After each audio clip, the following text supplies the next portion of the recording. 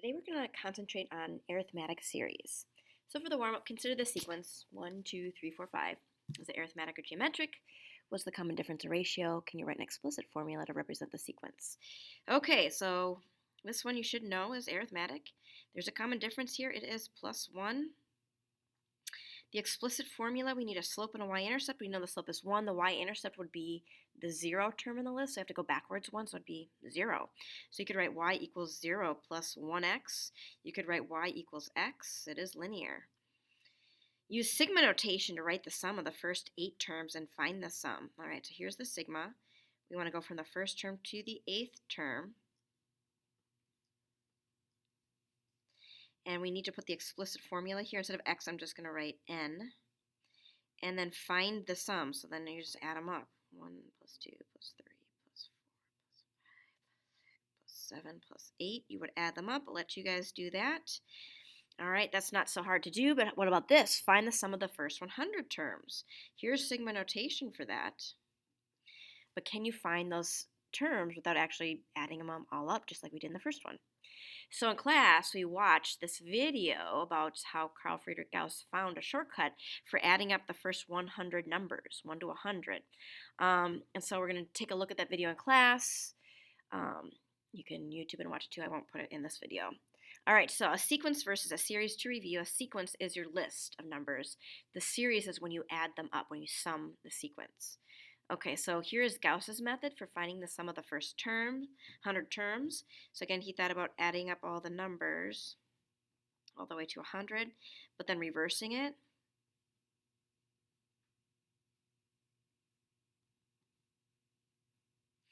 And he found that each of these sums right here was 101.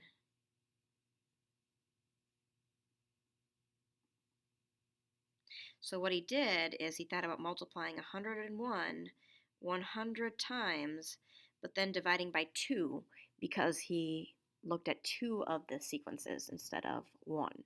And then he got the answer, which I believe is 5,050. We better double check that. It's been a while since I've done this. All right.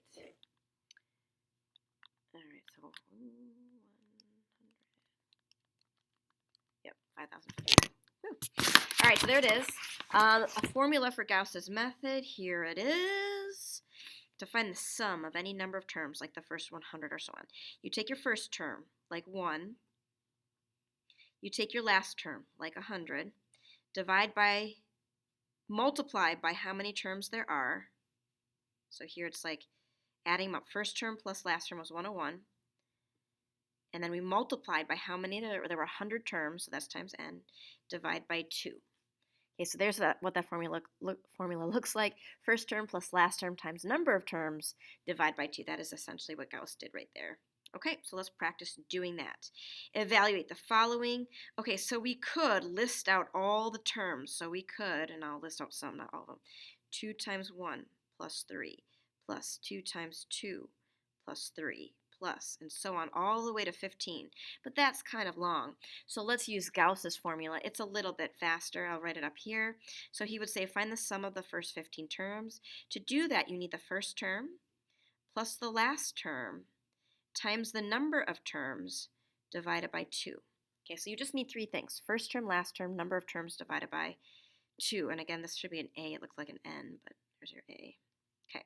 All right, so we need the first term. The first term, I'm going to do my work over here. First term, 2 times 1 plus 3, which is 5. We need the 15th term, 2 times 15, which is 30, plus 3. That is 33. All right, so now we can plug into Gauss's formula. We have everything we need.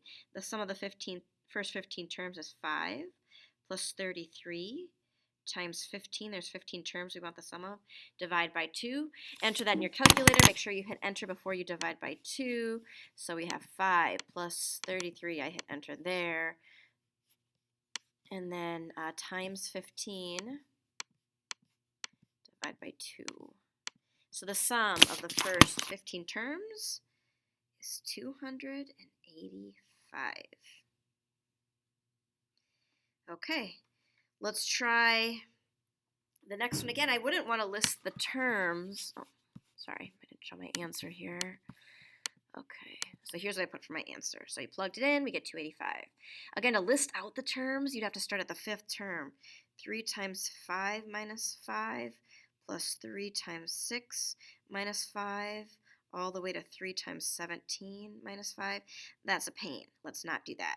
So instead we'll use Gauss's formula. All right, so the sum of the 5th to the 17th term. Ooh.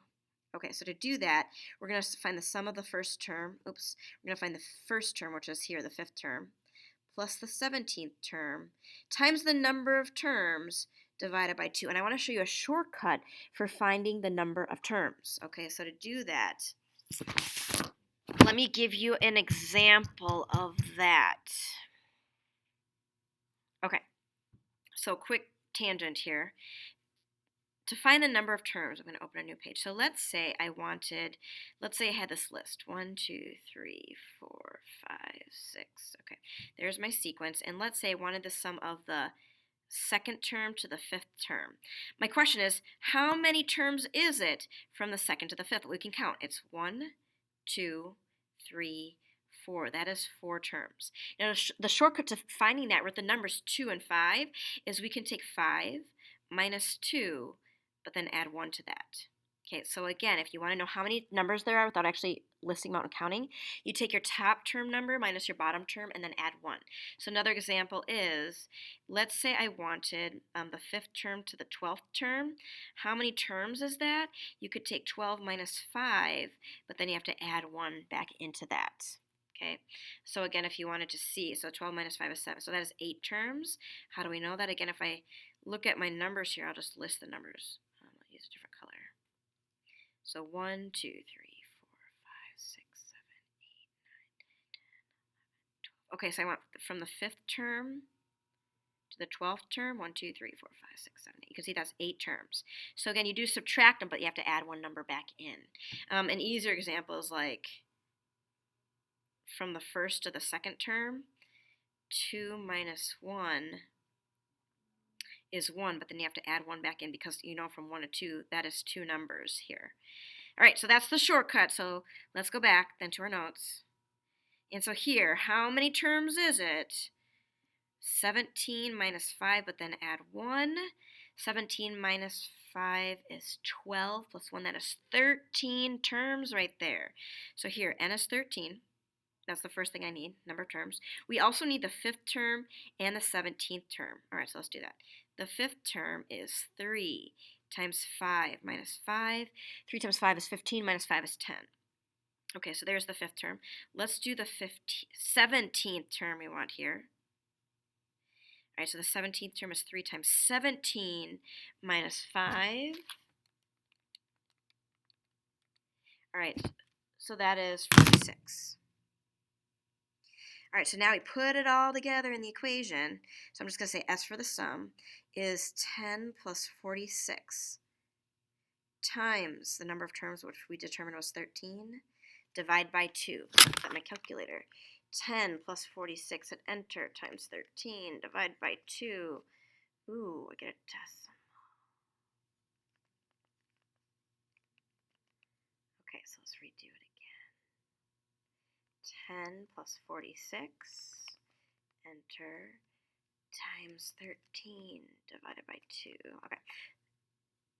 So our answer, I divided wrong, is 364. So that sum is 364. I better double check that. Okay, so 56 is 3 divided by 2. Okay. What? Okay. 10 plus 46. I'm getting the wrong thing. 56 times 13 divided by 2. Yep. Okay, so 364 is the sum. All right, so let's do it one more time. Again, this is for anything that's arithmetic. First term plus last term times number of terms divided by 2. And so we know that here from 1 to 32, that's 32 terms. Again, if you didn't know that, 32 minus 1 plus 1, 32 terms is n. All right, so we need first term. We need our 32nd term. And we know the number of terms is 32, and we can plug in. So here's the first term, 2 times 1 minus 10. 2 minus 10 is negative 8. Last term, 2 times 32, which is 64, minus 10, which is 54. Okay, so let's plug into our sum formula. The sum formula is first term. Oh, that looks terrible. Okay, so first term, negative 8, plus last term, 54. Again, looks terrible. Times the number of terms divided by 2. So type that in our calculator. Negative 8 plus 54 times 32 divided by 2. The sum of all these numbers in the list, if we were to list them out, would be 736. So the sum of the first 32 terms, 736. Now, Gauss's formula only works if the sequence is arithmetic. That is very important to note because not all sequences are arithmetic. So only if it's arithmetic. So for example, this is not arithmetic, this is quadratic. So if I ask you to evaluate this one, we have to write out all the terms. So here, it'd be 1 squared minus 1, it's only 3 terms, plus 2 squared minus 1, plus 3 squared minus 1. So you just list out the terms. All right, 1 minus 1 is 0. 4 minus 1 is 3.